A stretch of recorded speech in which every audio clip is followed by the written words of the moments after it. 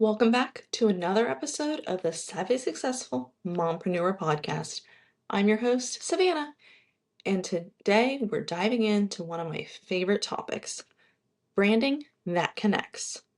Now, before you think branding is just your logo or colors, I want you to pause. Branding is about connection. It's about trust. It's about resonance.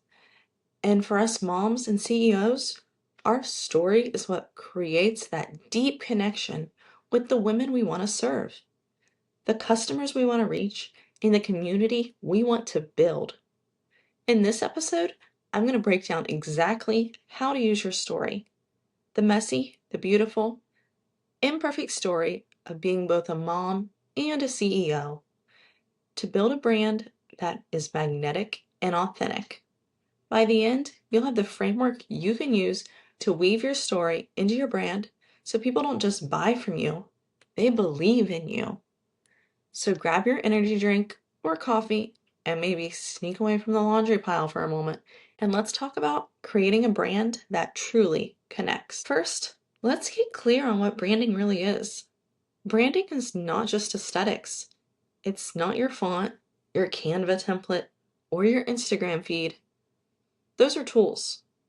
Branding is the feeling people get when they interact with your business, the story they tell themselves about you, the values that shine through everything you create.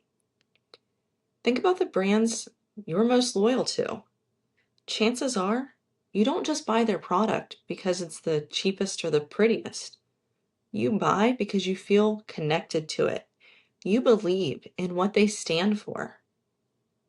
Now, as mompreneurs, we have a secret weapon that many traditional businesses don't. Our story. The story of juggling nap schedules, school runs, late nights, and business dreams.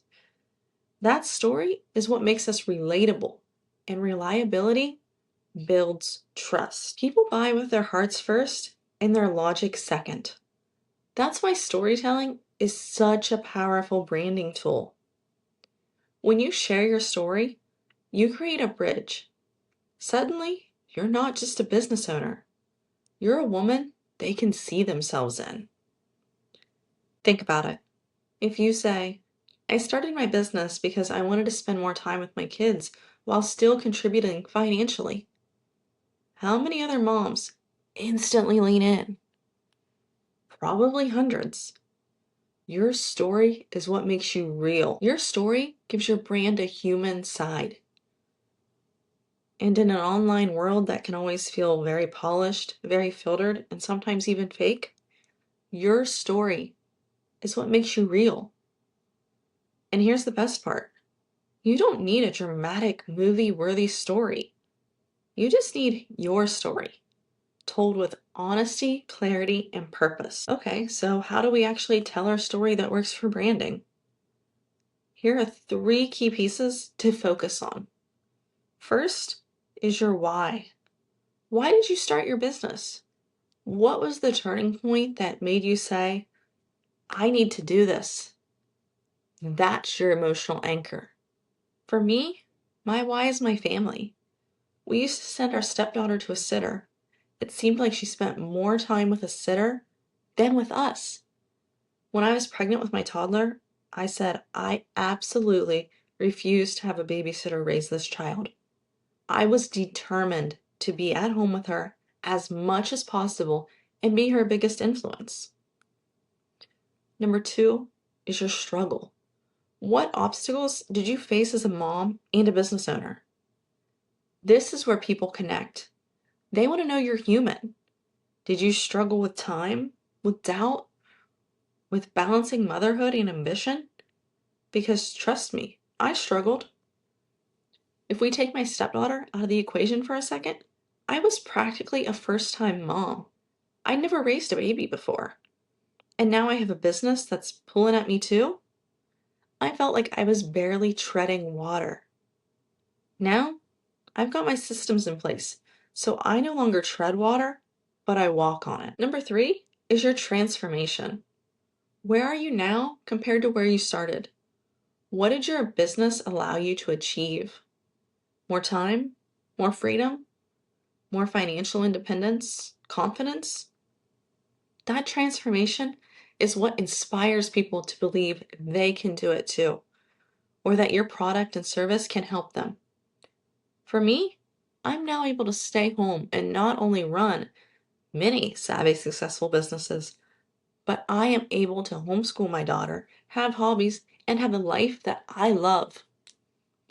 Put those three together and you have a brand story that connects every single time. Now let's get practical. How do you actually use your story in branding? Here are some simple but powerful ways. On your website About page, don't just list credentials. Tell the story of why you started and who you serve. On social media, share snippets of your journey. The messy kitchen table where you first brainstormed, the kids playing in the background during a Zoom call, the late night work sessions. In your content, tie your story into your lessons. For example, when I first started, I struggled with consistency because I was juggling a newborn. Here's how I overcame it. Another simple but powerful way is in your pitch. Whether you're pitching a podcast, a collaboration, or a client, weave in your why. People hire humans, not robots.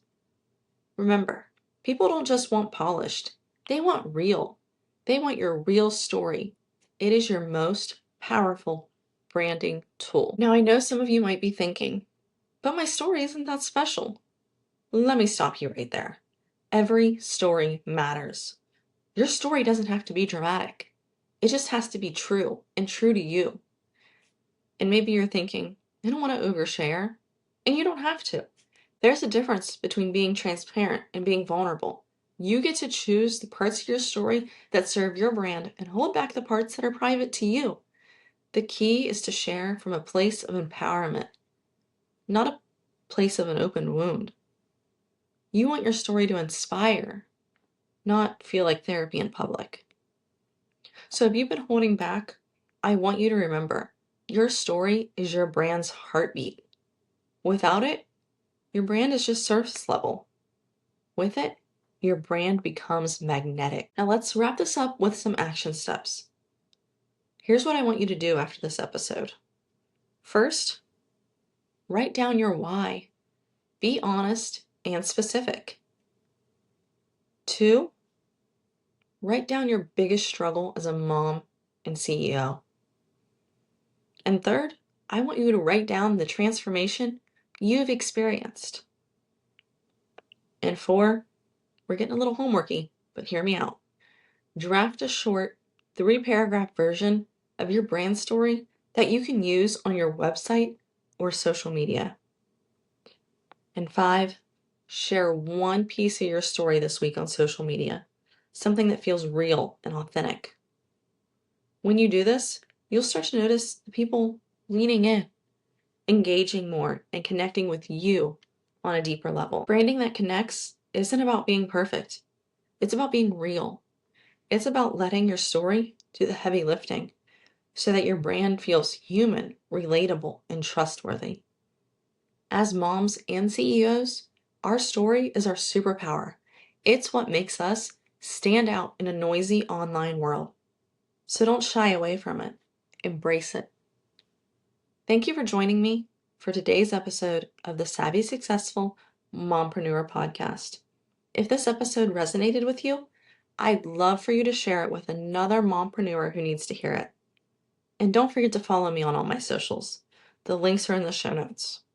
For more tips on building a business that aligns with your life as a mom, be sure to follow me. And until next time, remember, your story is enough, and your brand is powerful because of it. See you soon.